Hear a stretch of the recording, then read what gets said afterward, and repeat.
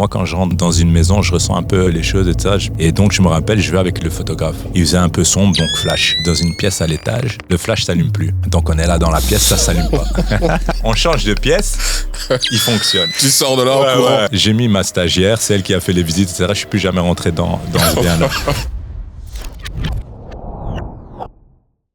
Après, depuis que je suis agent immobilier, j'ai vraiment trouvé ma voie, etc. Mais avant d'arriver à ce stade, je dis toujours que j'ai eu 1000 vies. J'ai commencé par être DJ. Le monde de la nuit, on est là, DJ, on sort, on s'amuse, on rencontre des potes. C'est chouette quand on est jeune. Le dernier événement que j'ai fait, on a eu un mort. Pendant la soirée, un gars qui s'occupait de notre sécu, il y a eu un règlement de compte, il s'est ramassé une balle, il est mort devant mes yeux. La paix à son âme, c'est vraiment un événement qui m'a marqué. Et là, je me suis dit, voilà, maintenant, il est temps de passer à autre chose.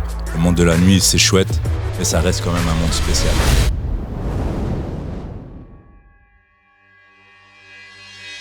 Selim, enchanté. Merci justement d'être venu. Merci de participer au podcast. Pour ceux qui connaissent pas encore, le podcast justement, on aborde tout ce qui est investissement, entrepreneuriat. Belgium Invest, à côté de ça, c'est tout un écosystème justement. On met des choses en place pour accompagner les gens à développer leur patrimoine avec des événements, avec un accompagnement, un réseau, un club privé, ce genre de choses. Donc ceux qui sont curieux, n'hésitez pas à aller voir sur notre site ou dans la description, il y a un peu tout. Intéressant. Et sinon, on remercie en tout cas tous ceux qui nous soutiennent, qui suivent, qui partagent. N'hésitez pas à poser des questions pour nos intervenants ou à proposer d'autres idées d'intervenants, de thématiques ou quoi. On est toujours ouvert. Donc voilà. Et donc maintenant, si déjà, Eddy, si tu veux dire. Merci d'être venu et c'est toujours un plaisir d'accueillir en tout cas des professionnels du métier, surtout sur ta région de prédilection qui est quelque part Charleroi et Mons. Oui, tout à fait. Et j'espère que ce podcast va plaire à beaucoup de personnes qui cherchent justement à investir peut-être dans la région. On va faire en sorte. Voilà, du coup, si en gros, tu sais déjà en quelques mots te présenter et puis après, on va aborder plus en détail, mais c'est déjà en 2-3 mots. Oui, bien sûr. Alors, je m'appelle Selim Maroki, j'ai 39 ans. Aujourd'hui, je porte plusieurs casquettes. La première, la plus importante, c'est que je suis papa de 2 petites filles, ce qui représente beaucoup de boulot. La deuxième, agent immobilier agréé IP depuis maintenant quelques années. Je viens de créer mon agence immobilière Maison Unique. Et ma troisième, investisseur immobilier. Donc, je fais ça maintenant à 100% depuis 6 ans. Okay. Et je pense qu'on aura l'occasion d'en parler. Ça se passe bien. Et puis voilà. Nickel. Agent immobilier, t'as commencé par l'IMO. T'as toujours voulu faire agent immobilier ou t'as eu un autre parcours avant ? Non, alors je suis quelqu'un qui est fort changeant. Après, depuis que je suis agent immobilier, j'ai vraiment trouvé ma voie, etc. Mais avant d'arriver à ce stade, je suis passé par plusieurs. Je dis toujours que j'ai eu 1000 vies. Allez, j'ai 39 ans. J'ai commencé par être DJ. Okay. Donc, j'étais plus dans l'événementiel, le monde de la nuit. J'ai toujours été attiré par la musique. Mon père a eu la première boîte hip-hop ici en Belgique, en face du chef base américaine à Mons. Okay. Et donc, j'ai été baigné un peu dans l'R&B, old school, etc. Et donc, ça m'a inspiré. Et donc, voilà, j'ai commencé par... en tout cas, j'ai fait mes études, etc. Puis, j'ai fait des études d'éducation physique. Mais, je passe du coq à l'âne, mais c'est quelque chose... J'ai pas accroché. Parce que je suis quelqu'un où j'ai besoin de rencontrer des gens, j'ai besoin de bouger tous les jours, etc. J'ai fait 2 ans en éducation physique. Et puis, quand j'ai fait mes stages, je me retrouvais dans des salles de sport toute la journée. Après, les équipements ici en Belgique, ils sont pas incroyables. Ouais. Donc, je me voyais pas rester toute ma vie dans une salle de sport avec des élèves à donner cours d'éducation physique. Donc, ce que j'ai fait, c'est que j'ai repris par l'intermédiaire de mon cousin qui avait ouvert un bar marché aux herbes, un peu le cimetière d'Ixelles à Bruxelles. Donc, j'ai commencé comme DJ. Okay. Donc, voilà, ça pendant, je pense, 1 année. Et puis, mon cousin est passé vers un autre environnement. Et moi, j'ai repris le bar pendant 5-6 ans. Ce qui m'a permis c'était mes premières expériences en tant qu'indépendant, gestion du personnel, création de soirées, etc. Ouais. Et ça m'a amené à créer aussi des grosses soirées. Donc le Mondain, on a fait ça aussi pendant quelques années. On faisait 4-5 éditions par an où on ramenait un peu plus de 1000 personnes à chaque fois. Donc ça, c'était plus mon côté événementiel, okay. Horeca, événementiel. Et c'est ce qui a fait que j'ai pu rencontrer beaucoup de monde. Okay. Et ça a fait en sorte qu'aujourd'hui, ça se passe hyper bien dans l'immobilier. Pourquoi ? Parce que j'ai pu créer mon réseau de par l'événementiel. On a brassé beaucoup de monde. En tant que DJ, j'ai aussi connu du monde. Dans le monde de la nuit, on rencontre tout le monde. Ouais. On rencontre des entrepreneurs, on rencontre des jeunes qui viennent sortir, etc. Donc, ça a été hyper enrichissant pour moi parce que j'ai pu créer une grosse partie de mon réseau. Après, j'ai grandi à Mons, j'ai joué au football à Mons, j'ai été à l'école à Mons. Donc, voilà, au fil des années, tu rencontres une personne, tu rencontres d'autres dans un milieu, dans un autre. Et c'est ce qui a fait que aujourd'hui j'ai réussi. Pourquoi ? Grâce à mon réseau et tout ce background, on va dire, au niveau événementiel et Horeca. Et j'ai commencé à m'intéresser à l'immobilier à partir du moment où le monde de la nuit, ça a commencé à me fatiguer. Parce que voilà, c'est un monde un peu spécial. Et puis quand tu commences à être stable au niveau de ta vie, j'ai ma femme, mes enfants n'étaient pas encore là, mais je voulais prendre une partie un peu plus posée, un peu plus sérieuse. Entre mes 20 et mes 28 ans, c'est chouette. Le monde de la nuit, on est là, DJ, on sort, on s'amuse, on rencontre des potes. Je passe les détails, mais voilà, c'est chouette quand on est jeune. Après, ça a été mes premières expériences. Après, en organisant des soirées, on a eu le dernier événement que j'ai fait, on a eu un mort. Pendant la soirée, un gars qui s'occupait de notre sécu, il y a eu un règlement de compte, il s'est ramassé une balle, et puis il est mort devant mes yeux. Ambulance qui est venue, etc. Donc, la paix à son âme, c'est vraiment un événement qui m'a marqué. Et là, je me suis dit, voilà, maintenant, il est temps de passer à autre chose. Le monde de la nuit, c'est chouette, mais ça reste quand même un monde spécial. Je me suis toujours intéressé à l'immobilier, et ça a été vraiment le fait marquant. On oublie le monde de la nuit, on se lance dans l'immobilier. Donc, et quoi, t'as revendu alors Ouais, j'ai revendu mon bar, j'ai revendu mon concept aussi à mon associé, qui lui a continué pendant quelques années. Et je me suis concentré à 100% sur l'immobilier parce que en même temps, je faisais mes cours à l'IFAPME en cours du soir. Okay. Et le retour que j'avais des gens, c'est Lim, tu fais quoi ? Est-ce que tu organises des soirées ? Est-ce que tu es DJ ou est-ce que tu es agent immobilier ? Tu vois, le gars chez qui je bossais à l'époque me dit, Lim, à force de chasser plusieurs lapins, t'en attraperas aucun. Et puis au niveau de la légitimité par rapport à mon boulot, etc., je me suis dit, autant faire l'immobilier sur le long terme, parce que c'est ce qui va me rapporter, et c'est ce qui va être stable. Donc c'est pour ça que voilà, j'ai abandonné tout ce côté fun, événementiel, etc.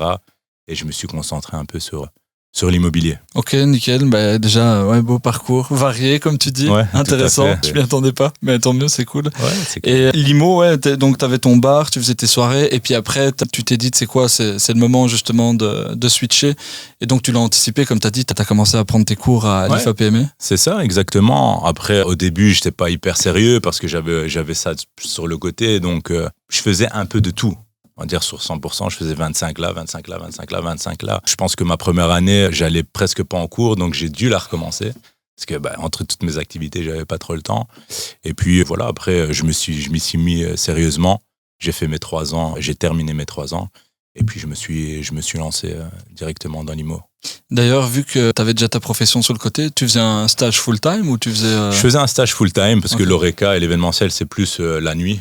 À partir de 20h, 21h, 22h. Donc, j'avais le temps de travailler en journée. Et c'est comme ça que j'ai pris mes premières expériences. Au niveau, je travaillais dans une agence immobilière à Mons. Où parfois j'y allais, parfois j'y allais pas. Encore les propriétaires aujourd'hui parlent de moi en mode « c'est Lim ». Ils me prenaient pas pour quelqu'un de sérieux. Ils me voyaient pas réussir dans l'immobilier du tout parce que j'étais un peu volatile. Mais quand ils voient aujourd'hui où j'en suis, ils se disent « finalement, on n'avait peut-être pas raison ». Bon, voilà, on est jeune et il faut le temps, prendre de l'expérience, etc. Et je pense que j'ai choisi le bon moment. Parce que si j'avais commencé l'immobilier plus tôt, je pense que j'aurais été pas aussi bon que maintenant. Parce qu'avec le temps, on prend de l'expérience. Et puis dans l'immobilier, quand on commence jeune, il y a la vie des propriétaires, etc. Un jeune qui arrive, c'est jamais le même qu'un gars de 35, 40 ans qui arrive devant toi. Tu lui fais plus facilement confiance. Maintenant, avec les nouvelles générations, on voit que les jeunes, ça marche aussi. Et voilà un peu comment je suis arrivé dans l'IMO. Ok. Et ton premier bain, tu t'en rappelles si tu as acheté ta résidence principale ou parce que là, on parle d'investissement. Ouais. Non. Mon premier bien, je l'ai acheté à l'étranger. On dit souvent de ne pas commencer par les biens à l'étranger. J'ai écouté un peu vos invités qui disaient il faut investir un peu là où tu connais. Là, je ne m'y connaissais pas du tout. On est parti au Portugal avec des amis. On est parti parce qu'un ami avait déjà investi, donc on se dit on part un petit week-end voir ce qui se passe là-bas, vraiment pas dans l'optique d'acheter. Donc je pars avec des amis qu'on a en commun. Et ça se passe hyper bien, puis on connaît le gars qui est dans l'immobilier là-bas, donc ça crée quand même un espace de confiance. Donc on arrive au Portugal, plus précisément à Lourinhã, c'est à 45 minutes de Lisbonne, donc ça reste vraiment une zone stratégique, bord de mer, etc. Donc on visite, etc. Et tout d'un coup, on va avoir une maison qui est encore en construction, on discute avec les potes, on a un coup de cœur, On se dit, pourquoi pas investir ici. À l'époque, je me souviens, je pense même pas encore de fiche de paie, etc. On s'est dit, on va essayer de faire un montage ensemble pour pouvoir acheter, parce qu'on était quand même sur une grosse villa, bord de mer, piscine, jacuzzi. On était sur 5 suites, etc. Donc, des gros budgets, plus ou moins 500 000 euros à l'époque, mais on était plusieurs. Un gars qui avait un CDI employé, d'autres indépendants avec des situations un peu plus volatiles. Mais voilà, on a acheté un terrain, 50 000 euros. Ce qui est top, on a mis un apport de 50 000 euros, mais ce qui est top, c'est qu'on a payé que 6 000 euros de frais de notaire. Pourquoi ? Parce qu'on a payé les frais de notaire sur le terrain. Et pas sur la construction. Donc là, ça nous a permis, on a fait construire. Au Portugal, ça va hyper vite. Une villa, 500 mètres carrés, en un an, c'était plié, c'était fini. Ouais. On dit toujours les Portugais, dans la construction, ils sont hyper forts. Mais là, ça prouve qu'en termes de rapidité, puis on avait quelqu'un sur place qui nous faisait le suivi, qui nous a fait toutes les démarches bancaires, etc. Le petit commentaire qui m'avait dit, c'est Selim, vaut mieux pas que tu donnes des fiches de paie parce que par rapport au dossier bancaire, ça va faire chuter le truc. Mais finalement, on a su l'acheter. Et ici, ça fait 8 ans maintenant qu'on est propriétaire, qu'on le fait tourner sur Airbnb. On a des très bonnes rentabilités. Mais là, on est en train de clôturer la vente parce que voilà, ça faisait 7 ans, on a fait le tour du projet. Et puis maintenant, on est sur d'autres invests. Et puis quand tu investis comme ça à plusieurs, il y a les successions derrière, quand on commence à avoir des enfants, etc. Ça devient plus Au mieux, on en a bien profité, on a gagné pendant des années et on a fait aussi une belle plus-value. Parce qu'on l'a acheté 500 000, aujourd'hui on le revend 800. Donc pendant 8 ans, elle a été rentable. On en a profité un peu aussi. Et puis derrière, on sort avec une plus-value. Donc c'est une belle première opération. Donc investir à l'étranger, ça peut aussi être bien si on est bien entouré. Oui, je pense que il faut pas toujours tout prendre comme argent comptant. Ça dépend de ton réseau, ton expérience, tes capitaux. Tu l'as dit, tu avais une personne sur place et tout, donc. Ouais, ça dépend vraiment de. Chaque situation est différente. Là, l'opportunité s'est présentée. Maintenant, je conseille pas spécialement d'acheter à l'étranger pour un premier investissement, mais voilà, ça dépend des opportunités qui se présentent. Ça dépend de beaucoup de choses. Mais si tout est réuni, il faut y aller. Ouais, complètement. Mais bon, après aussi, t'étais avec tes contacts là-bas, dans le sens où si quelqu'un qui nous écoute, après chacun est libre de son choix, mais celui qui nous écoute se dit, je vais partir tout seul, aller acheter justement à côté de Lisbonne pour mon premier bien, je serai là, ouais. Ouais, parce que j'ai entendu des histoires où le gars qui gère dit que c'est pas réservé, et lui le sous-loue derrière. Toi, t'es à l'étranger, tu peux pas contrôler. Tu dois vraiment avoir confiance à 100% à la personne qui est sur place. Sinon, c'est pas la peine. Ouais, clairement. On repasse justement côté agent IMO. Donc en fait, t'as fait combien de temps avant de lancer ta propre agence ? Alors, mon histoire, en fait, dès que j'étais encore en train de faire mes cours à l'IFA PME et j'ai directement ouvert une agence immobilière. En fait, si c'est pas vraiment la première agence ici que j'ouvre, j'ai rencontré un professeur qui était expert immobilier, qui faisait des états des lieux et des expertises bancaires, parce que je me suis jamais vu travailler pour quelqu'un. Moi, depuis mon plus jeune âge, je me suis dit, j'ai pas envie d'avoir un patron, etc. Même au sein des agences immobilières, tu collabores avec la personne. Mais ça reste quand même ton patron, tu dois lui reverser 40, 50, 60% de ton chiffre d'affaires. Donc, je me suis dit, pourquoi pas ouvrir une agence directement avec quelqu'un que j'ai connu à l'école, c'était mon prof. On s'est liés d'amitié, c'est quelqu'un de vraiment carré, sérieux. Donc, je me suis dit, écoute, moi, j'ai le côté marketing, communication, etc. Toi, tu as le côté, il avait l'IPI, moi, je l'avais pas encore. Donc, on s'allie et on crée une première agence. Je l'avais appelée Connecting à l'époque, parce que je vois le métier comme une connexion de personnes, etc. Ça s'est hyper bien passé, sauf qu'après 6 mois, on commençait à nous voir, etc., voir un peu nos panneaux partout dans Mons, parce que je suis de base de Mons avant tout. Et lui faisait des états des lieux pour d'autres agences dans la région, des expertises, etc. Donc, conflit d'intérêts. Il a commencé à avoir des commentaires en mode... écoute, je vois que tu développes ton agence, c'est une concurrence par rapport à nous. Ce qui était son premier business, état des lieux, etc., il risquait de le perdre. Donc, il m'a dit, écoute, Selim, je préfère garder mon activité principale. On va devoir fermer. On n'avait pas de bureau physique, mais on va devoir fermer. Parce que moi, je ne pouvais pas continuer comme je n'avais pas l'IPI. Et lui, ça portait à confusion par rapport aux gens avec qui il collaborait. Donc voilà, la première expérience s'est terminée comme ça. Et donc ensuite, j'ai travaillé pour une agence bruxelloise pendant 6 ans. Ouais. De où ? J'ai travaillé à Mons. Oui. Eux étaient sur l'avenue Louise à Bruxelles. Et ils ouvraient un bureau à Mons. Et donc j'ai été contacté via pour gérer le bureau de Mons.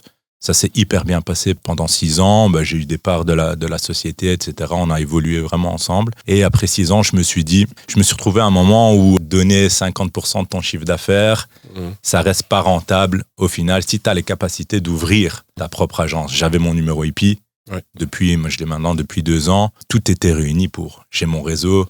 Si je rentre mes propres biens, etc. Ça fait quelques années que je prospecte plus. Donc j'ai mon réseau. Je suis bon en communication, tout est réuni pour ouvrir ma propre agence. J'ai hésité pendant longtemps parce que je me suis lié d'amitié aussi avec le directeur de cette agence, etc. On a passé beaucoup de temps ensemble. Donc prendre la décision d'ouvrir mon agence, ça a vraiment été une réflexion depuis janvier ici 2025, ça a été une réflexion sur le long terme. Ouais. Et puis ma femme me dit, maintenant il faut que tu y ailles. Tu vois, quand tu es dans ta zone de confort, etc., tu te dis, lancer ma propre agence, c'est aussi un risque. Mais quand tout est réuni, il faut y aller. Et donc, j'ai saisi l'opportunité, j'ai pris mon courage à 2 mains, et puis j'ai lancé mon agence il y a maintenant 2 mois.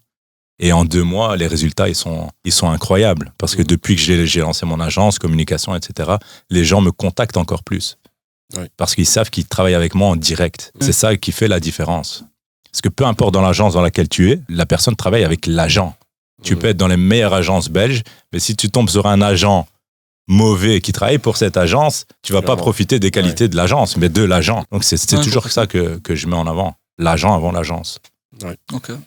Et tes régions de prédilection, justement, c'est là où tu prospectes, là où tu...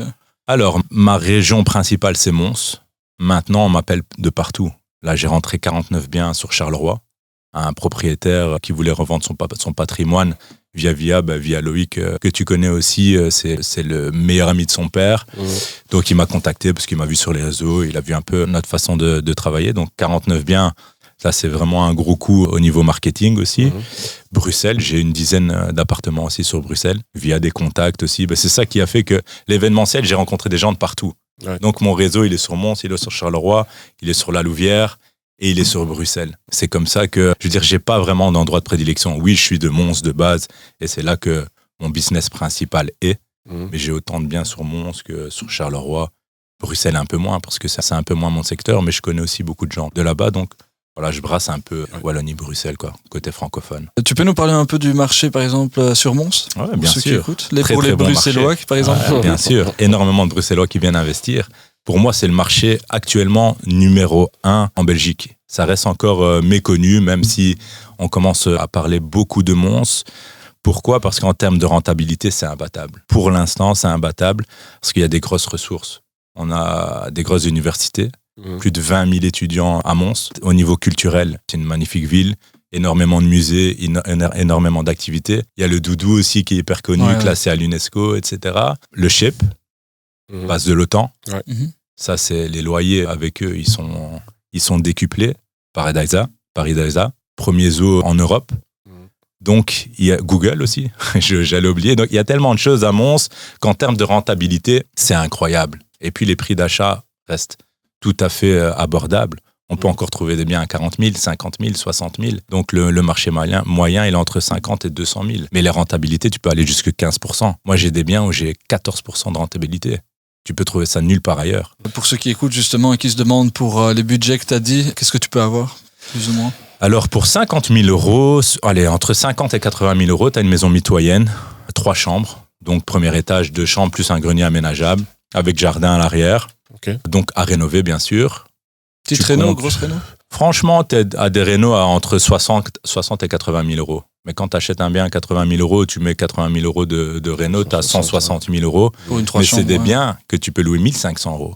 Ouais. Moi, j'ai acheté un bien, pas spécialement dans le centre de Mons, mais juste à côté, 85 000 euros. J'ai fait 40 000 euros de travaux juste après le Covid. C'est un bien qu'aujourd'hui, je loue 1 500 euros, 3 chambres. Location classique ? Non, court terme, mais voilà. Il y a des gars qui te louent ça, qui te garantissent le paiement des loyers annuels parce qu'ils ont des contacts directement chez Google, etc. Donc toi, tu es tranquille, tu loues ton bien 1 400 euros, mais lui, derrière, il va chercher des 2 000 euros. À titre d'exemple, j'ai un studio 30 mètres carrés dans l'hypercentre de Mons. J'ai loué 2 300 euros par mois. Une chambre. Donc les rentrées, elles sont incroyables. Et quand tu es bien accompagné, on a des équipes de travaux, etc. Je viens d'acheter un immeuble de rapport, 4 unités dans l'hypercentre de Mons, 190 000 euros en vente publique. j'ai 100 000 euros de travaux. Donc, il va nous coûter, j'ai acheté ça avec ma femme et un pote, il va nous coûter 300 000 euros fini, mais fini vraiment haut de gamme, 4 unités, 2 duplex et 2 grands studios, c'est supérieur à 28 mètres carrés. Donc, c'est vraiment top. Je peux le revendre 450 000 euros directement derrière. Après, on va faire de la location courte durée parce que le crédit va nous coûter, la renta, elle est incroyable aussi. Le crédit va nous coûter 1 400 euros, projet fini. Ouais, et on va aller chercher on va aller chercher un 3 500 euros minimum. Puis en plus, tu as déjà une belle plus-value. Donc, j'ai entendu vos invités sur Liège, Bruxelles, etc. Mais je pense que Mons... Mais on n'en parle pas assez, c'est ça. Ouais, on n'en parle pas assez. Et il ne faut pas trop en parler. Parce que, sincèrement, les prix vont faire qu'augmenter. Parce que Mons, tout dépend de ta casquette, en fait. Agent immobilier, il faut en parler. Investisseur, il faut pas en parler. Après, il y a la dernière casquette formateur, accompagnateur, etc. Et je pense qu'à Mons, il faut ramener vos investisseurs parce qu'il y a vraiment du lourd. Sincèrement, c'est une ville complète. On est sur 95 000 habitants. Donc, ça reste une ville moyenne. Mais en termes de qualité, la gare aussi. 7e plus belle gare au monde. Donc, ils sont en train de faire quelque chose de bien. Le bourgmestre investit beaucoup, ça bouge bien. Et moi, je conseille 100% Mons. Parce que derrière, de toute façon, la rentabilité, elle est énorme.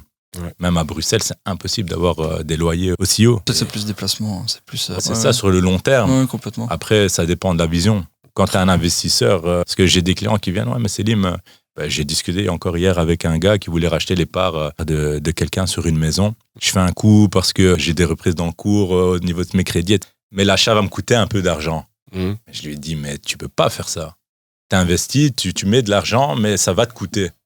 Non. Ça doit te ramener de l'argent directement. Ou même, il y a des investisseurs qui veulent investir sur le long terme et pas avoir de cash flow. Chacun sa vision, mais autant en profiter maintenant. Qui sait où on sera dans 20 ans, 25 ans, si on est encore là. Je pense que ça dépend un peu du profil de chacun. Ceux la stratégie, Oui, parce qu'il y en a qui sont déjà plus à l'aise financièrement et donc placés, par exemple, sur la capitale, c'est intéressant. Ceux qui veulent du cash rapidement, soit des opérations court terme, soit... tout à fait. Sur le court terme, si on veut évoluer vite et bien, je pense qu'il faut essayer de faire des bonnes opérations. Moi, mon patrimoine, je l'ai créé en 5 ans. Comme je disais avant, c'était plus de l'amusement, on gagne de l'argent, on dépense, etc. Ça peut aller vite, en fait. Si on a de l'expérience et si on est bien entouré, ça peut se faire vite. Il suffit d'une bonne opération. On dit toujours le premier achat est le plus important. Parce que derrière, on peut hypothéquer, etc. On va à la banque, on a quand même une valeur sûre. Mais je me rends compte aujourd'hui, parce que moi, je vois des clients tous les jours, c'est que les gens qui veulent investir, je parlais avec des profs du NIF, ils disent, Selim, on veut investir, mais on ne sait pas comment faire. Alors que c'est des personnes intelligentes, etc. Mais en fait, je ne me rendais pas compte des connaissances des gens par rapport à l'immobilier. Je dis, ça peut être un prof du NIF, ça peut être un entrepreneur, ça peut être une personne classique, mais d'où l'accompagnement et le coaching, c'est hyper important, mais bien le faire. Parce qu'il y a vraiment un grand fossé entre la théorie et la pratique. Exactement. Et je le vois également avec des profils comme ça, des professeurs ou même des gens qui ont des doctorats. Et quand il faut investir, ils sont perdus. Et c'est du style à aller chez le banquier. Le banquier lui dit, écoute, tu dois mettre 200 000 euros sur la table pour un investissement de 500 000. Et limite, il dit oui, quoi. Et on en discute bêtement parce que il me donne une info. Ah, je suis en train d'acheter un bien. D'ailleurs, ils m'ont demandé de mettre 200 000. Et je dis, attends, t'achètes quoi? Un truc à 1,2 million ou quoi? Et il me dit, non, pas du tout. J'achète 500 000. Je dis, mais t'es un fou, quoi. Pourquoi tu mets autant de fonds propres? Parce qu'il m'a demandé de les mettre. Et tu vois, ils n'ont pas cette notion d'aller se dire, ok. Challenger. Ouais, je mets du capital, sauf que mon capital que je vais mettre, 200 000, il est bloqué pendant 25 ans. Ouais, tout à fait. Et donc, si tu peux mettre moins et faire quand même ton opération et avoir peut-être un peu moins de cash flow sur tes loyers, ok, allons-y, mais au moins tu peux dupliquer l'opération, quoi. Je dis toujours, quand on a du cash, il faut le garder. C'est une force. Quand tu vas en banque et que tu as du cash, tu peux aller lever une plus grosse somme parce que tu injectes 100 000 euros. Mais combien de temps il va te falloir pour récupérer ces 100 000 euros dans les loyers? Des dizaines d'années. Bien sûr. Donc c'est de l'argent perdu. Même si tu veux du cash flow, derrière, tu fais pas réellement de cash flow. Tu fais pas de cash flow. C'est pas du rendement net. Tu récupères ton épargne. Ton investissement. Donc tu arrives à 60, 65 ans, tu as juste récupéré ton argent. Et là, tu commences à gagner de l'argent. Tout à fait. Après, voilà, chaque vision est différente, etc. Mais je pense qu'il faut être bien accompagné. Ça, c'est le secret.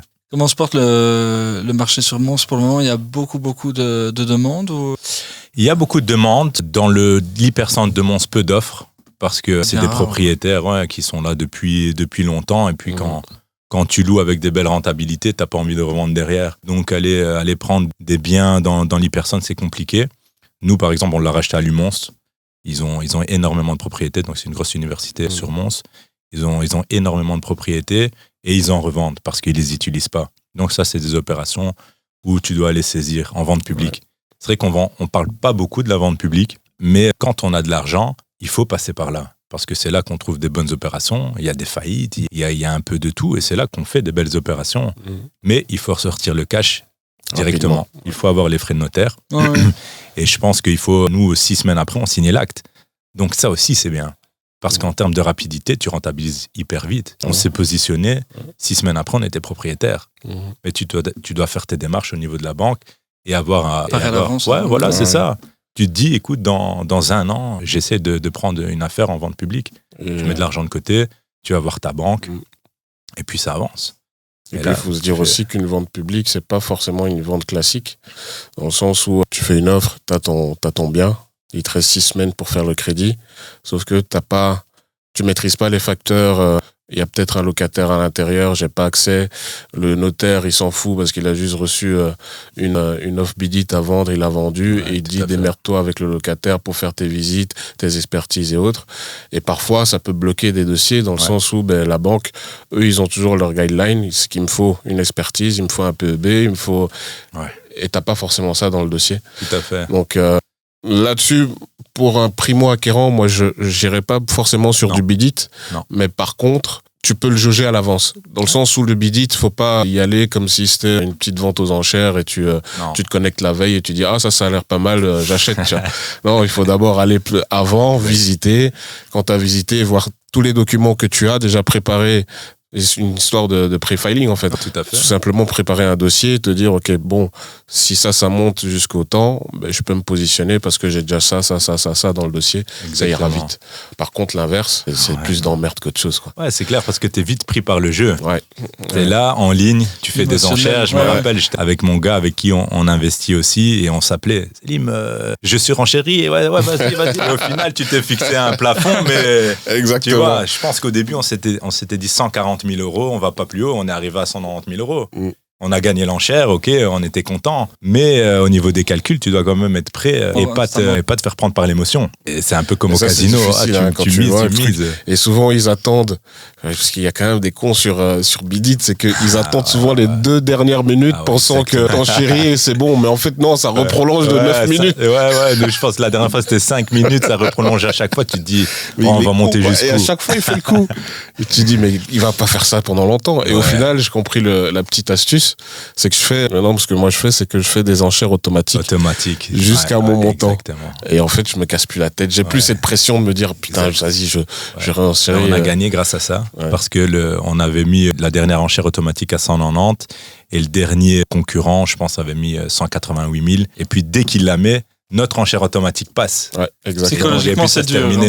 S'il le fait manuellement, lui, de voir qu'à chaque fois. Exactement. Un coup de J'avais fait une autre opération. Malheureusement, je l'ai pas gagnée. Mais un couple avait fait une offre. Je pense qu'on était à 200 000 euros. Okay. Et donc, on a fait ce jeu d'enchères. C'est pour mon habitation principale. Et on est monté, je pense, à 350 000 euros. Mais les pauvres, ils étaient les seuls sur le dossier à 290 000 euros. On s'est battu à 2. Ils l'ont acheté à 350 000. Donc, entre guillemets, je leur ai fait perdre 60 000 euros sans le vouloir. Mais après, c'est le jeu des appels d'offres du marché. Sur un malentendu, il se serait retiré, c'est toi qui... Exactement. Et moi, ma première expérience avec du bidit, là, je me suis fait complètement avoir. Et j'étais le seul. C'était un appart à thème dans un complexe d'hébergement, de vacances, tu vois. Et donc, ils vendaient, la mise à prix, c'était à 25 000 euros. Et c'était un peu dans le fin fond de la Wallonie, très loin de Bruxelles, je pense qu'on était à 2h30, un truc comme ça. Peut-être dans les Ardennes ou des trucs. Ouais, voilà, exactement. Et je me connecte et je regarde la vente et je me dis, attends, il y a quand même un truc à faire. Je vais voir dans les documents et je vois que le gars, il y a une hypothèque dessus à 59 000. Ce qui veut dire qu'à la base, le gars, il a acheté ça peut-être il y a 10-15 ans à 59 000 et là, il est à 25 000. Je paie rien, tu vois. Et donc, je reste dessus. Et c'était ma première enchère sur Bidit, j'avais jamais fait ça. Et donc, je me connecte, il me demande de me connecter avec It's Me, je valide. Et il me demande de faire la première enchère, donc je mets 25 000. Et je reste là, j'attends, je suis seul, il y a personne qui surenchérit. Et les dernières minutes, je suis là en train de faire un mec avait enregistré sa dernière enchère. Et au final, ça se termine, je vois que j'ai gagné, et puis j'appelle le notaire, je dis oui, c'est moi qui ai eu l'enchère là sur la vente bidite. Il me dit que non, moi je vois pas votre enchère. Je dis comment ça, vous la voyez pas? Moi je la vois là. Non, je vois rien. Ah bon? Vous avez surenchéri à combien? Mais je dis 25 000. Non, moi je vois rien. Vous aurez peut-être dû mettre 26 quoi. Et je l'ai pas eu. Et je l'ai pas eu. Ouais, ça c'est le jeu. Parfois on gagne, parfois on perd. C'était ma première leçon sur Bidit. Ouais, après il faut faire attention, bien J'avais contrôler. déjà fait des projets, oui, je vais aller là-bas, je vais le retaper. Puis je me tape une semaine de vacances sur place. Fini, projet aux oubliettes. Quand c'est trop beau, parfois, ouais. T'as des anecdotes avec des ventes en particulier ou des achats? Écoute, ouais, je suis quelqu'un qui croit beaucoup aux énergies. Et moi, quand je rentre dans une maison, je ressens un peu les choses, etc. Je pense avoir une petite sensibilité par rapport à ça. Et donc, je me rappelle, je vais avec le photographe, prendre des photos du bien, etc.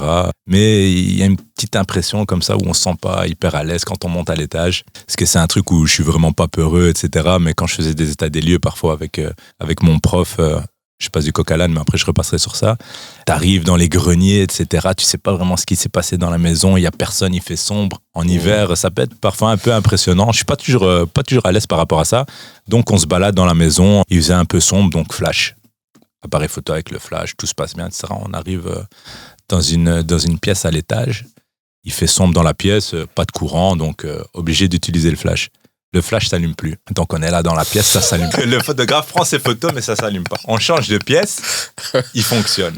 Tu sors de là en courant. Ouais. Moi déjà qui déteste tout ce qui est esprit, etc. Donc ce que j'ai fait, j'ai mis ma stagiaire, celle qui a fait les visites, etc. Je suis plus jamais rentré dans.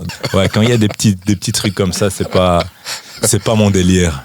C'est pas mon délire parce que voilà, on sait jamais ce qui se passe, l'histoire qu'il y a dans une maison, etc. Ouais, ça c'est une petite anecdote sympa. Puis j'en ai une autre aussi où un propriétaire m'appelle pour aller estimer un bien et il me dit écoute Selim, les locataires dedans, voilà, c'est un peu compliqué, etc. au niveau propreté. Je dis écoute, il n'y a pas de souci. Enfin, moi en tant qu'agent immobilier, je sélectionne quand même mes biens, mais là c'est un propriétaire que je connais, donc je vais pour lui faire plaisir. Dès que je rentre à l'intérieur, tu vois qu'au niveau saleté, les odeurs, etc., des détritus, 5 chiens sur la terrasse derrière, je pense 6-7 enfants, allez, sans juger les gens, mais c'est vraiment le stéréotype, voilà, sans rentrer dans les détails. Et donc, les gens me disent bonjour, etc. Je rentre dans la salle à manger et je pense à un tas de jambon comme ça en plein milieu de la table et les enfants étaient en train de manger. Et il y a un enfant qui veut absolument me dire bonjour. Il veut absolument me serrer la main, mais il était en train de manger. Et ce qu'il fait, c'est que avant de me serrer la main, il fait ça. Parce qu'il avait encore ses restes de jambon, tu vois, sur les mains. Il me tend la main, mais je suis obligé de lui serrer la main. Une vente est une vente. Ouais, tout à fait. Mais après, la réalité des choses, c'est que tu vois comment les gens aussi peuvent vivre. Tu vois, on est monté à l'étage, les draps tout noirs, etc. C'est quand même une tristesse quand en Belgique, avec toutes les aides, etc., on arrive encore à avoir des gens qui vivent dans ces situations. Ouais. Après, c'est peut-être des gens qui ont grandi là-dedans, qui n'ont pas la possibilité d'évoluer.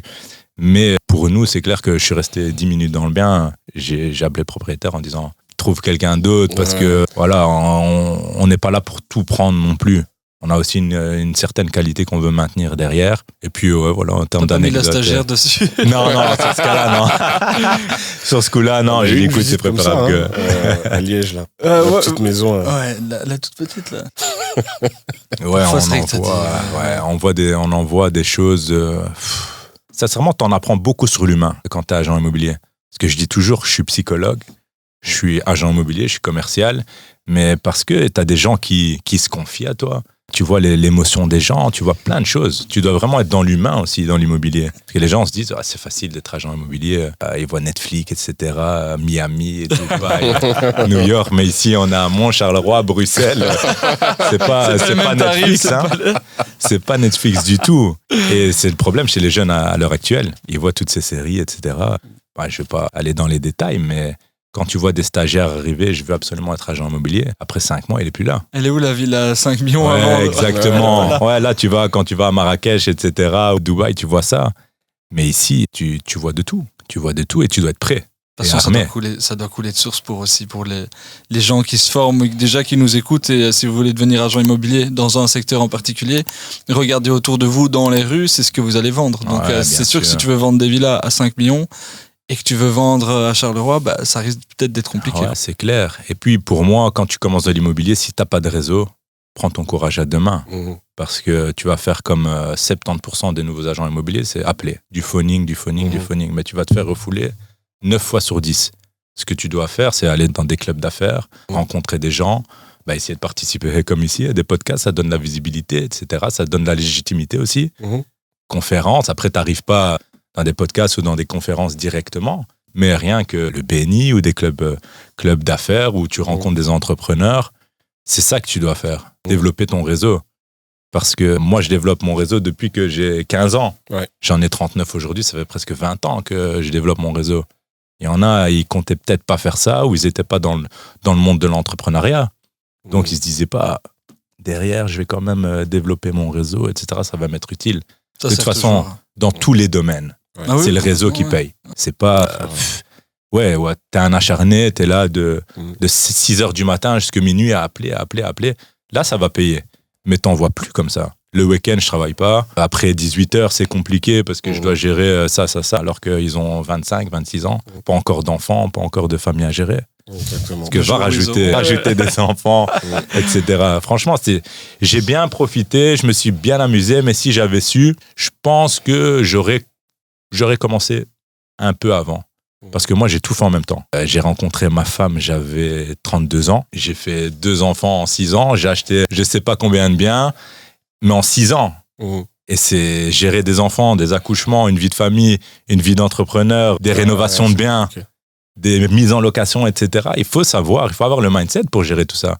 Parce qu'après, derrière, t'as des tensions à la maison parce que t'as beaucoup de choses à gérer. Rien que gérer sa propre famille, c'est déjà un boulot à temps plein. Alors, va rajouter tout ça à côté. Il faut vraiment être préparé à ça. Et c'est ce qu'on n'amène pas aujourd'hui. Quand tu vois un peu les coachs immobiliers qui parlent de liberté financière, etc. Moi, je suis un peu contre ça. Après, il y a du pour et du contre.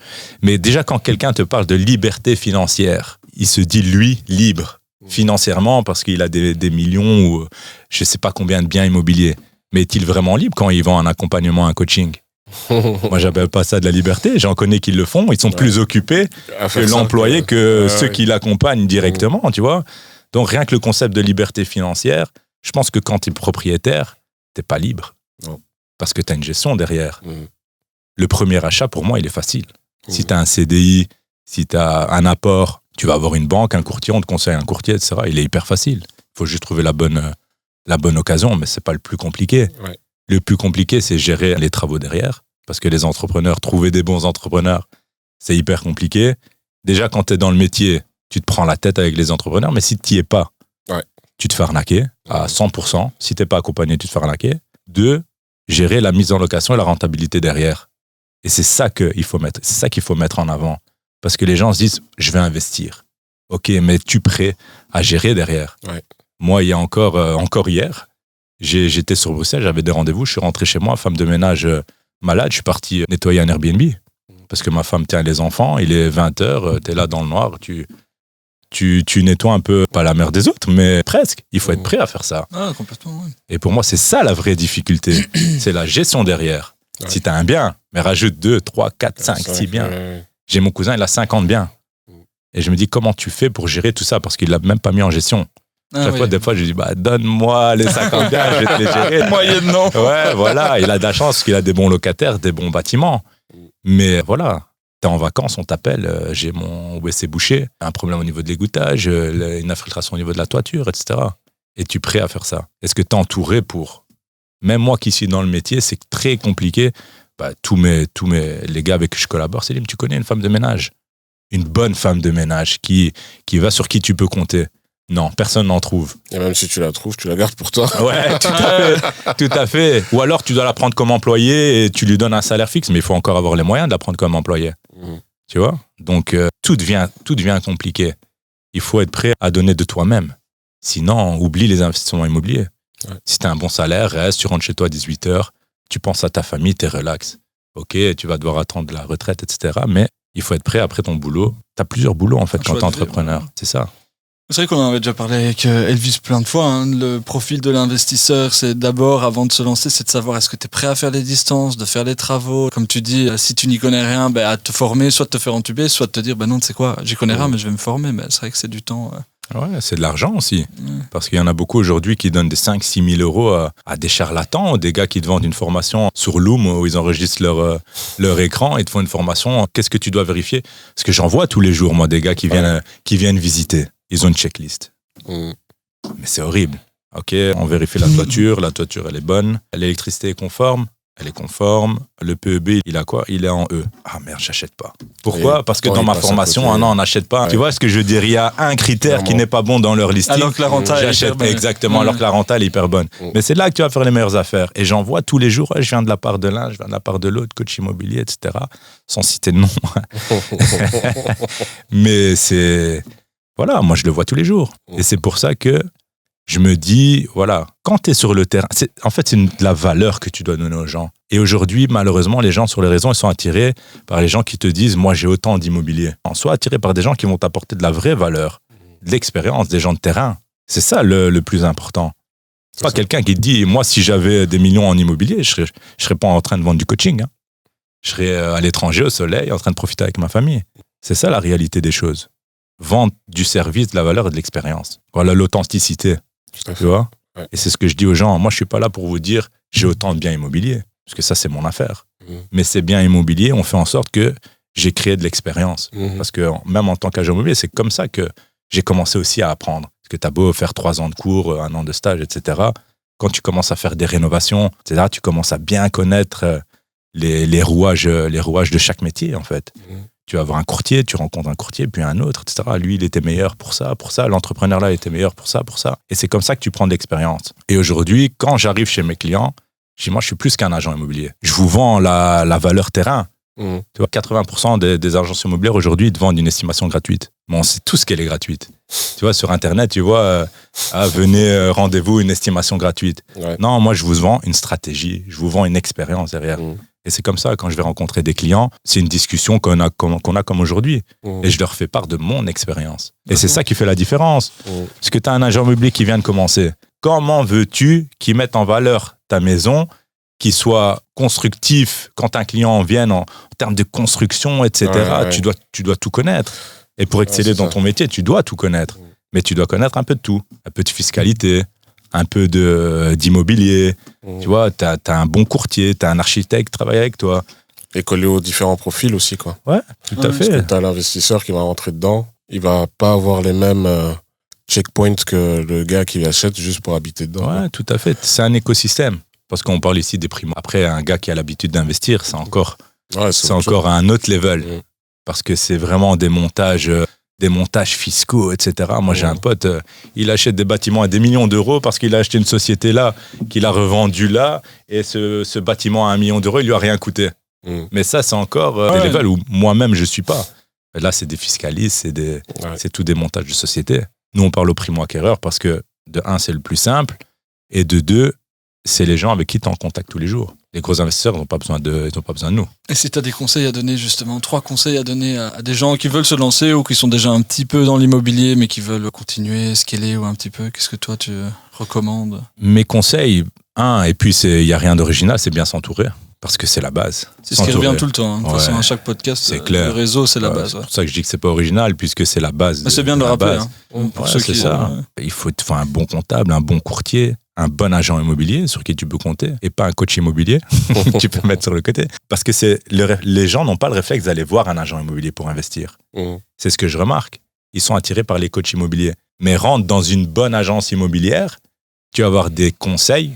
Si c'est des bons agents immobiliers, mais gratuits, tu comprends? Mais c'est pas dans le réflexe des gens. Et surtout qu'en plus, tu peux, et c'est ça qui est important aussi, c'est de voir toujours long terme. Tu peux entretenir une relation long terme avec ton agent et dans 3 ans, il va te revendre un bien qui, au final, sera une réelle opportunité. Donc, pour ceux qui cherchent un bon agent immobilier maison unique, directement, placement de produits.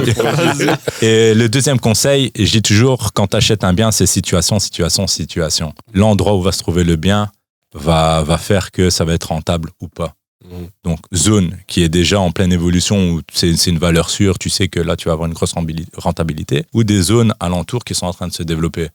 Tu sais que, par exemple, chez nous, il y a Jemap qui est à 10 minutes de Mons, mais tu sais qu'il y a un projet d'un hôpital. C'est pas encore acté, mais tu sais que si l'hôpital s'implante là, ton bien va prendre de la valeur, même en termes de location, tu vas aller chercher des gros revenus. Et le troisième conseil...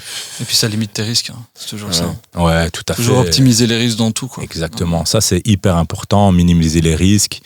Et le troisième conseil, c'est d'avoir le mindset. Simplement, si t'es pas prêt, te lance pas. Réfléchis bien, discute, parle de ton projet, et si t'es prêt, vas-y, mais si t'es pas prêt à assumer derrière, faut même pas se lancer. C'est tout un autre stress. Hein. Ouais, ça c'est clair. Ça c'est clair, t'as des mois où tu peux être relax, prendre ton cash flow, etc. Mais t'as des mois où tout arrive en même temps, tu dois changer de la vaisselle là, tu dois faire ça, et puis j'ai un appartement encore, j'ai des soucis d'infiltration, là, de l'humidité qui vient de partout, tout d'un coup.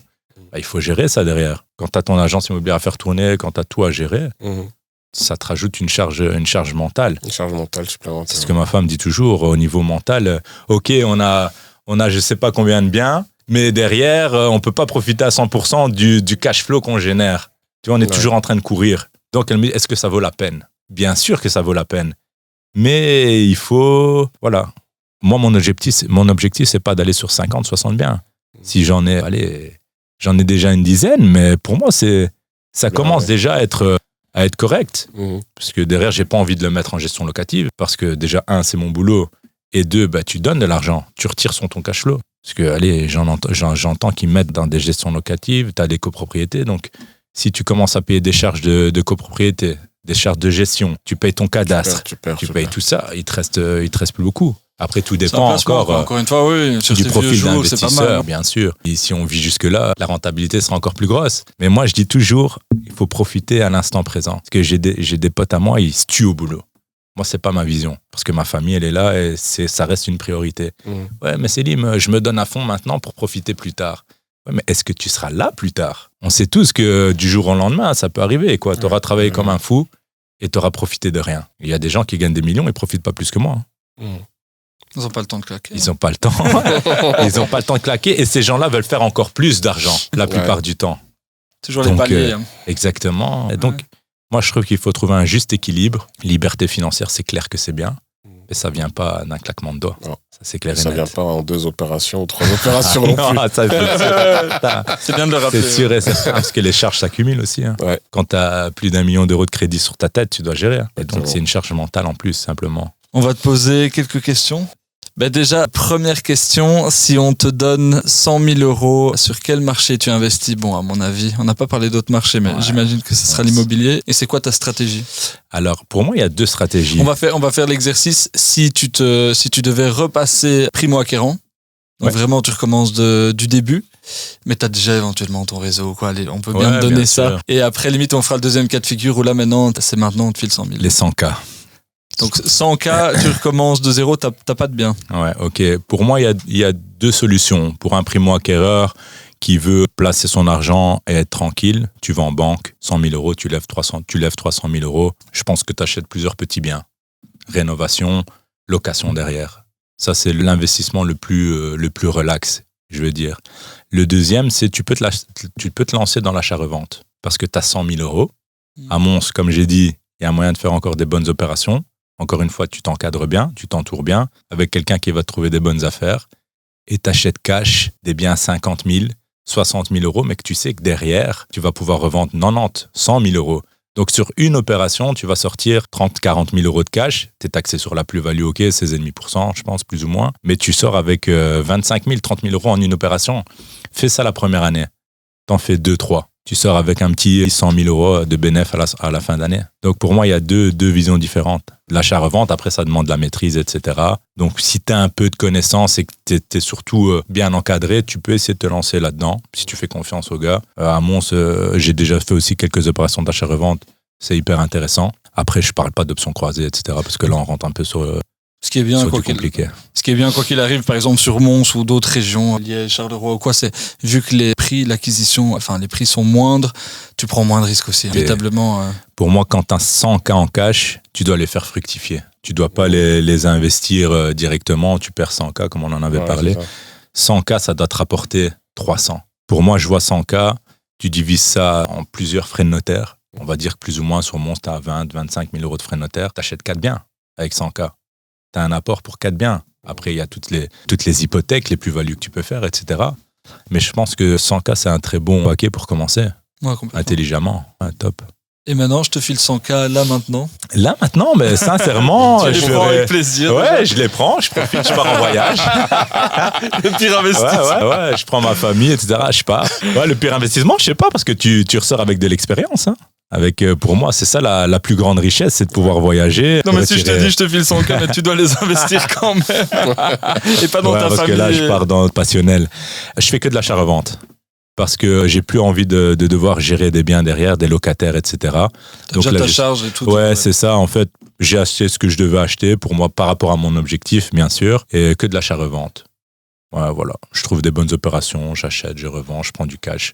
Et voilà, parfois tu gagnes, parfois tu perds, mais je pense qu'on a tout pour faire du cash flow facile. Avec 100K sur le côté, on peut vraiment bien rentabiliser ça. Plus comme tu dis, tu as l'expérience, donc maintenant tu as déjà fait tes armes avec le locatif. Maintenant, c'est ça, on a les contacts, on a créé des collaborations avec des notaires, etc. Donc dès qu'il y a une bonne opération, on nous appelle. Ouais, voilà, Selim, ça t'intéresse? Ok, ça t'intéresse pas, tu passes au suivant.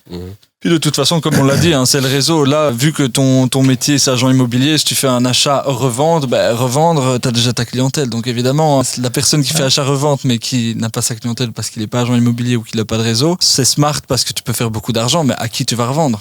Est-ce que tu mets dans une agence? Alors tu perds évidemment. Ou alors est-ce que tu as ta clientèle? Écoute, après ça dépend du fonctionnement de l'agence. Parce que je sais que ça se fait beaucoup moins ici à Bruxelles. Mais il y a des agences qui mettent la commission à charge des acquéreurs. Après, on va pas aller plus loin. Ça a aussi parfois un impact sur le prix de vente, etc.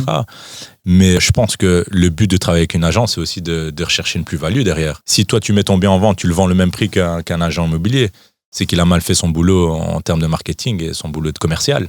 Parce que nous, on est là pour essayer de vendre le plus cher possible. Après, on n'est pas des magiciens. Ouais. C'est ce que je dis toujours aux propriétaires, c'est un peu le client qui fait le prix du marché aussi. Moi, je peux lui dire, OK, l'accroche pour avoir le mandat. Madame, moi, vous en voulez combien? 100 000 euros? Je vous le vends 150 000. Mais après, dans 6 mois après, le bien, il n'est toujours pas vendu. On en parlait, oui. Mais ça, c'est la stratégie de beaucoup. Madame, et après, on descend le prix, etc. Moi, ma stratégie, c'est commencer un peu plus bas. Parce que c'est là que tu attires un maximum de clients. Parce que quand tu vois un bien intéressant sur les réseaux, mais il est déjà surévalué, tu vas même pas te déplacer. Tu vas dire, ce bien, le gars en veut trop, je vais attendre que ça baisse. 2-3 mois passent, tu vois que ça se vend pas. T'appelles, qu'est-ce que tu vas faire? Tu vas négocier à la baisse tout le temps. Madame, je vois que ça fait 6 mois que vous vendez votre bien, ça se vend toujours pas. Et de toute façon, moi, je vous fais une offre à, on va dire, elle le vend 160 à 100 000 euros, 120, 120 000 euros ferme. T'es plus fragile émotionnellement. T'as envie de vendre ton bien, t'as peut-être des besoins financiers. Donc là, c'est là que la stratégie, elle est hyper importante. Et je croise énormément d'agents immobiliers qui surestiment juste pour signer le contrat. Après, ta réputation derrière, lui, il fait que prendre des biens surestimés et il vend rien derrière. Nous, on fait que des contrats de 3 mois, par exemple. Parce que pour moi, dans le premier mois, le bien doit se vendre. Si il est bien estimé, si au niveau marketing, il est bien mis en avant, les 3 premières semaines, il doit partir. Parce qu'il apparaît en nouveau sur Immoweb, Immoblant, etc. Peu importe. Et c'est là que les gens vont se positionner. Pourquoi faire des contrats de 6 mois? Un bien, si tu l'estimes mal, ou peu importe, s'il n'est pas au juste prix, 6 mois après, il ne sera pas vendu. Ouais, parfois, tu as de la chance, un ignorant, ou peu importe, qui a de l'argent, qui vient, qui se positionne. Qui débarque à la fin. Ouais, tu as eu de la chance. Un coup de chance. Mais c'est pas comme ça que tu dois fonctionner. Et ça doit encore entrer dans la mentalité des gens, parce qu'aujourd'hui, un client, quand tu vas voir un client, c'est combien votre commission, en combien de temps vous vendez, etc. Mais ils ne regardent pas spécialement la plus-value et le service qu'il y a derrière. Mais c'est ça qui est important. Parce qu'aujourd'hui, tout le monde peut être agent immobilier. Il y a l'IPI, etc. Mais demain, tu es stagiaire, demain, tu travailles en tant que serveur, ou peu importe, tu peux être employé dans une agence immobilière, alors que tu n'as pas le numéro IPI. Mais comment veux-tu qu'il t'apporte autant de valeur qu'un gars qui a de l'expérience, qui a son numéro IPI, qui a fait des études pour et qui a de l'expérience derrière? C'est impossible. Mais la plupart des gens se disent combien je dois vous payer. C'est ça le problème aujourd'hui. Si tu payes, tu vas avoir un bon service avec une bonne personne. C'est tout. Je prends toujours l'exemple des voitures. Tu achètes une petite voiture à un prix, tu n'as pas le même service qu'une voiture à un autre prix. C'est tout. C'est comme ça. Tu amènes de la valeur. Moi, c'est toujours ce que je dis. Tu amènes de la valeur aux gens. C'est ça le plus important. Tu vends leurs biens, mais à côté de ça, tu leur apportes une expérience. Complètement. C'est pour ça que je dis maison unique, plus qu'une agence, une expérience. Tu as parlé justement de stratégie de vente qui, par exemple, dans ce cas-ci, c'est mettre prix bas pour augmenter l'offre, évidemment, l'offre et la demande. Ouais. Et c'est pas pour rien que depuis plusieurs années maintenant, à chaque fois, tu vois, offre à partir de... C'est parce qu'au final... Maintenant, il y a le concept aussi qui est rentré dans la tête des gens, surtout depuis Covid, c'est en fait, je suis prêt à payer plus cher parfois que le prix affiché. Quoi. Après, le marché s'est quand même stabilisé, parce qu'après le Covid, ça a été la folie. Tu mettais un bien en ligne, j'ai vendu le bien de mon meilleur ami, il l'avait acheté 160 000 €. Il a fait aucun travaux. 3 ans après, je lui ai vendu 240 000. Comment tu vas expliquer ça à la maison? C'est exactement la même. Sauf que le taux, il est beaucoup plus bas, etc. Et on s'en sortait pas. Tu faisais une visite, tu vendais le bien. Maintenant, ça s'est stabilisé. Et voilà, le marché, de toute façon, à un moment donné, il se régularise. Les taux ont augmenté. Les gens disent que les taux sont hauts, mais les taux sont normaux. C'est juste qu'il y a 10 ans, les taux, ils étaient encore plus hauts. Après, il y a toujours l'équilibre prix de vente, taux, etc. Par rapport aux enchères, tout le monde n'est pas friand de ça. Quand je vends des biens sur Bruxelles, les clients sont moins adeptes par rapport aux mises aux enchères. Après, ça dépend. Si le client veut 250 000, commence pas sans offre à partir de 190 000. Tu comprends ce que je veux dire? Il faut quand même un juste milieu. Moi, ce que je fais, c'est quand le client m'appelle, quand on voit une appel d'offres, le client demande toujours combien on veut le propriétaire. Celui qui veut se positionner directement. Tu lui donnes le prix. Ouais, voilà, on est sur une appel d'offres à autant, mais le propriétaire en veut autant. Il faut être transparent directement. Pas dire, je sais pas, au plus haut. Ouais, c'est ça, au plus haut. Mais non, c'est pas comme ça que ça marche. C'est pour ça que la stratégie derrière, elle est hyper importante. Parce qu'il y en a qui sont prêts à payer le prix. De toute façon, c'est ce qu'on sûr. avait déjà dit avec, je pense que c'était avec Ken ou Attila, c'était qu'au final, l'important, c'est pas le prix, l'important, c'est la rentabilité. En fonction, évidemment, si tu veux que ce soit ton bien d'habitation ou un bien d'investissement. Mais c'est vrai que parfois, acheter même plus cher que le prix affiché, si tu es sûr de l'avoir directement et que c'est une pépite, let's go. Exactement, c'est juste la rentabilité. Si le prix, il est même un peu plus haut, mais que derrière, tu es rentable, tu l'achètes. C'est tout. Il faut trouver le juste milieu. Après, le marché, on n'a pas la science infuse. Parfois ça marche, parfois ça marche pas. Parfois tu vas mettre le bien au prix directement haut, ça va partir directement. Tout dépend des biens. Chaque bien a son histoire, chaque bien a ses subtilités. Il y a des facteurs qu'on contrôle pas, bien sûr. Coup de cœur. Quand tu fais jouer l'émotionnel, quand c'est pour ta propre habitation, quand on dit souvent pour des investissements, l'émotionnel, il faut le laisser de côté. Mais quand c'est ta propre habitation, le coup de cœur, il marche. Une maison coup de cœur, tu sais très bien que ça va partir en une semaine. Bien décoré, un beau petit style, etc., beau quartier. Ça part tout de suite. Ok, parfait. Donc du coup, des petites questions. En fait, c'est en gros pour analyser, toi tu connais, mais pour ceux qui connaissent pas, c'est un peu pour analyser le profil de chacun. Parce qu'évidemment, chacun, en fonction de son expérience, de son background et ainsi de suite, a des prédispositions ou des envies particulières ou des stratégies différentes. Et c'est intéressant aussi, c'est pour ça que nous aussi on le fait, c'est à force justement de poser toujours le même style de questions à nos intervenants. En fait, quand tu réfléchis et que tu fais une moyenne, et pour ceux qui nous regardent, n'hésitez pas, vous prenez la moyenne de tous nos intervenants. Pour ceux qui débutent et qui se posent des questions sur OK, est-ce que je dois prendre avec ou sans travaux, peu importe, c'est d'écouter justement toutes les personnes qui investissent déjà, faites des moyennes et voyez un petit peu les tendances. Comme ça, vous pouvez recouper un petit peu et de vous dire, en fait, si tout le monde fait comme ça, c'est peut-être que c'est intéressant. Chacun, évidemment, est libre de ses choix, mais je pense que c'est intéressant quand même. Et donc là, on va rajouter un petit peu d'informations, de data, on va dire. Donc là, pour la première question, c'est crédit à taux fixe ou à taux variable? Taux fixe. Achat cash ou financement à 100%? Financement 100%. Crédit le plus court ou le plus long? Plus long. Achat ou location? Donc, dans ce cas-ci, tu veux l'acheter pour toi ou le mettre en location? Location. Immobilier neuf ou ancien? Ancien. Achat avec ou sans travaux? Avec. Maison individuelle ou immeuble de rapport? Individuel. Ok. Investissement court terme ou long terme? Les deux. Tu veux? Investir en ville ou à la campagne? En ville. Achat-location ou achat-revente? Achat-location. Résidence principale ou investissement locatif? Investissement locatif. Immobilier en Belgique ou à l'étranger? Les deux. Investir en privé ou en société? Les deux. Tu fais les deux?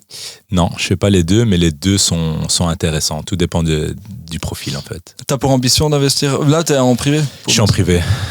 Ouais, j'ai pour ambition peut-être d'investir en société, ouais. Ok. Investissement résidentiel ou commercial? Résidentiel. T'as déjà investi dans du commercial? Non, pour moi, pas intéressant, trop volatile. Puis t'es taxé.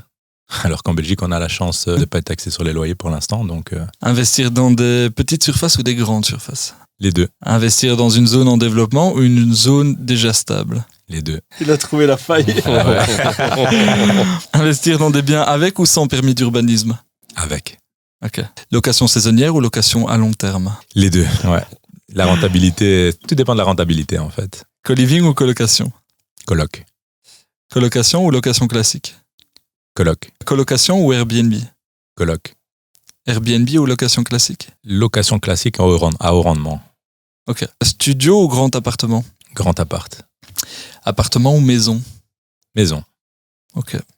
Tu as réussi le test. Bon, allez, pour le prochain intervenant, on interdit les deux. Non, parce qu'au final, t'as raison. Hein, ouais, les deux sont bons. Oui, bien sûr. Là, en fait, il n'y a pas une réponse qui est meilleure que l'autre, loin de là. Ça dépend. Tu devrais peut-être obliger de choisir un. J'ai un peu... non, parce que je trouve que c'est intéressant de rappeler aux gens qu'en fait, les deux sont bons. Qu'ils ne doivent pas se dire, ah, mais si je pars dans cette optique-là... Ouais, tout à fait. Les deux sont bons. Encore une fois, tout dépend de la situation. Mais il y a quand même un sens à retenir. Dans le sens où, imaginons, quelqu'un veut se lancer dedans et se dit, tu sais quoi, moi je veux absolument faire du Airbnb. Pourquoi pas, c'est une bonne idée. Par contre, si ton bien n'est pas rentable en location classique, tu vas le mettre en Airbnb. Et puis dès que tu vas devoir repasser en classique, en fait, c'est là que tu te tires une balle dans le pied. Donc c'est toujours anticiper un petit peu. Sauf qu'on a mis vraiment en avant l'Airbnb. Mais moi, je trouve que c'est compliqué. Ouais. Déjà dans la gestion au quotidien, puis tu es taxé derrière. Donc calculer vraiment la rentabilité que tu as derrière. Il faut vraiment avoir un fiscaliste derrière qui connaît les règles actuelles, ça évolue, c'est en train d'évoluer, etc. Moi, je trouve ça compliqué. J'en ai un et je vais le supprimer. Parce que ça me mange trop de temps. Puis tu as la gestion de tous les messages, les clients t'envoient des messages, etc. Il faut automatiser. Mais encore une fois, il faut savoir automatiser. Ouais. Et puis va payer ta femme de ménage, tu payes Airbnb, tu payes ta femme de ménage, il te reste quoi au final? Puis tu payes tes taxes. Donc au final, est-ce vraiment rentable? À voir. Regarde, à Barcelone, ils sont en train de supprimer tous les Airbnb. Donc, chaque ville va commencer... au Portugal, tu as un numéro... Là, c'est obligatoire. Tu as un numéro de tourisme que tu dois avoir obligatoirement. Sinon, tu peux pas... Ouais, exactement. Sinon, tu peux pas le mettre sur Airbnb. Voilà, ici, c'est encore une zone... floue. Une zone floue. Mais moi, je pense que sur le long terme, c'est plus rentable. J'ai des multipropriétaires qui faisaient que de l'Airbnb. Ils ont tous arrêté. Après, je reviens sur Mons. Les loyers sont tellement hauts sur des locations classiques que ça sert à rien de passer sur Airbnb. Puis comme tu dis, au final, il faut se tenir informé. Donc c'est pas inenvisageable, mais il faut en tenir compte. Parce que si les nouvelles règles changent et que t'es pas informé... Exactement. Moi, je conseille, en tout cas avec mon expérience, je conseille pas du tout. Puis tout dépend encore une fois des situations. Hein. Il y en a qui font ça en société. Quand on parlait de privé-société. En société, ça te permet de rentrer des revenus supplémentaires. T'es pas taxé de la même façon qu'en privé. Donc, ouais, tout à fait. Donc ça, c'est encore un autre domaine, mais tout dépend des situations, en fait. T'as quelque chose à rajouter? Non, je pense qu'on a parcouru quand même pas mal de choses. Et en tout cas, merci d'être venu. Merci à vous. C'était vraiment très intéressant. Et si tu devais inviter quelqu'un qui prendrait ta place aujourd'hui, qui est-ce que tu es? Sans aucun doute, mon cousin, parce qu'il a vraiment une belle histoire derrière sa réussite. Il a commencé, il lui restait 9 000 € sur son compte en banque. Il a plusieurs millions à l'heure actuelle. il est grossiste. Il a commencé par un petit night shop à Morage. C'est un petit village dans la région du centre. Et aujourd'hui, il fait plusieurs millions de chiffres d'affaires. Et moi, j'ai vu son évolution. C'est que par le travail. Aucun jour de congé. Il a commencé seul dans son night shop. Et aujourd'hui, il a une dizaine d'employés, deux entreprises, plus de 50 biens. C'est vraiment, je pense, c'est vraiment une belle histoire à raconter. En termes de développement, un très beau parcours en termes de développement, investissement, etc. Partir de rien et réussir. C'est un peu ce que... Liberté financière. Ouais, c'est ça. Et tout ce qu'entrepreneur... T'as même des entrepreneurs qui étaient bien dans leur enfance, etc., qui s'inventent des trucs. Ouais, moi, je vivais avec 100 € à l'époque. Aujourd'hui, je fais des millions. Lui, c'est une histoire réelle et sincèrement, je recommande l'invitation parce que c'est vraiment inspirant et constructif. Et c'est pas parce que c'est de ma famille, mais c'est la réalité des choses. Mais de toute façon, tu l'avais dit tantôt, un des 3 points, c'est mindset. Et pour réussir comme ça, il faut vouloir. Parce qu'il y a la résilience, discipline. C'est de l'acharnement derrière. Après, moi, je suis différent. Il faut toujours faire la part des choses. Il y a des gens, ils vont se tuer au boulot, ils vont réussir et c'est leur moteur. Ils ont besoin de ça. Moi, je veux trouver l'équilibre. Parce que quand on voit tous les plus grands hommes d'affaires, arrivés à 70, 80 ans, ils se disent « Ok, aujourd'hui, on a l'argent, on a tout, mais qu'est-ce qu'on a vécu ?» Est-ce qu'on a partagé des moments en famille? Je ne dis pas qu'il ne le fait pas, hein, je ne parle plus de lui. Mais est-ce qu'on a partagé des moments en famille? Est-ce qu'on a profité de la vie? Oui, bien sûr. Là est la question. Il faut trouver vraiment l'équilibre. Mais c'est compliqué. Il ne faut jamais se comparer. Et de toute façon, si jamais tu veux le succès de la personne, il faut avoir tous les efforts qui vont avec. Hein, bien sûr. Tu dois prendre le package. Et ça, c'est hyper important parce que je trouve que ici en Belgique, après je juge personne, mais il faut être content de la réussite de l'autre et s'inspirer. Dire lui, il est arrivé là, comment il a fait?